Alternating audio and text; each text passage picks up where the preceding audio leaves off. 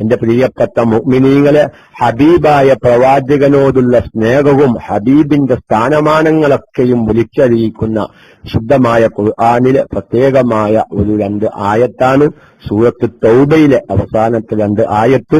ഒന്നുകൂടി ഞാൻ പറയുന്നു, മരിക്കാതിരിക്കാനുള്ള ആയത്ത് എന്നുവരെ ഈ ആയത്തിനെ സംബന്ധിച്ച് പറയാം.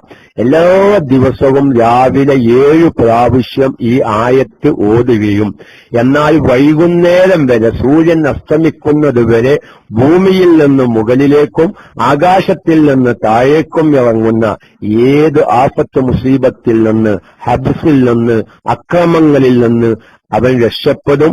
അത് ചൊല്ലിയ പകൽ അവൻ മരിക്കുകയില്ല.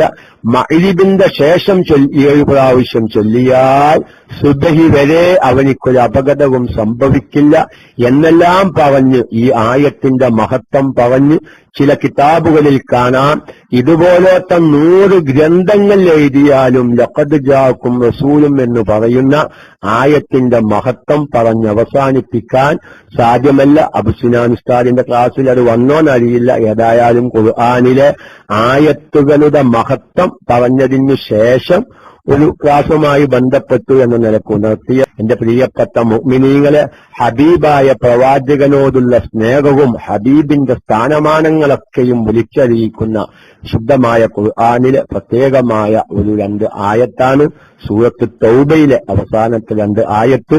ഒന്നുകൂടി ഞാൻ പറയുന്നു, മരിക്കാതിരിക്കാനുള്ള ആയത്ത് എന്നുവരെ ഈ ആയത്തിനെ സംബന്ധിച്ച് പറയാം.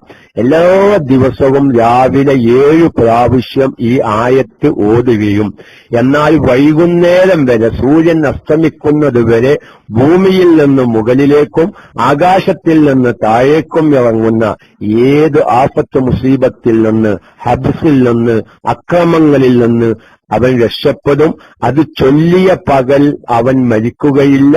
മഗ്‌രിബിന്റെ ശേഷം 7 പ്രാവശ്യം ചൊല്ലിയാൽ സുബ്ഹി വരെ അവനിക്കൊരു അപകടവും സംഭവിക്കില്ല എന്നെല്ലാം പറഞ്ഞ് ഈ ആയത്തിന്റെ മഹത്വം പറഞ്ഞ് ചില കിതാബുകളിൽ കാണാം, ഇതുപോലത്തെ 100 ഗ്രന്ഥങ്ങൾ എഴുതിയാലും ലഖദ് ജാഅക്കും റസൂലും എന്ന് പറയുന്ന ആയത്തിന്റെ മഹത്വം പറഞ്ഞവസാനിപ്പിക്കാൻ സാധ്യമല്ല. അബ്സുനാനുസ്താദിന്റെ ക്ലാസ്സിൽ അത് വന്നോന്നറിയില്ല. ഏതായാലും ഖുർആനിലെ ആയത്തുകളുടെ മഹത്വം പറഞ്ഞതിനു ശേഷം ഒരു ക്ലാസുമായി ബന്ധപ്പെട്ടു എന്ന നിലക്ക് ഉണർത്തിയത്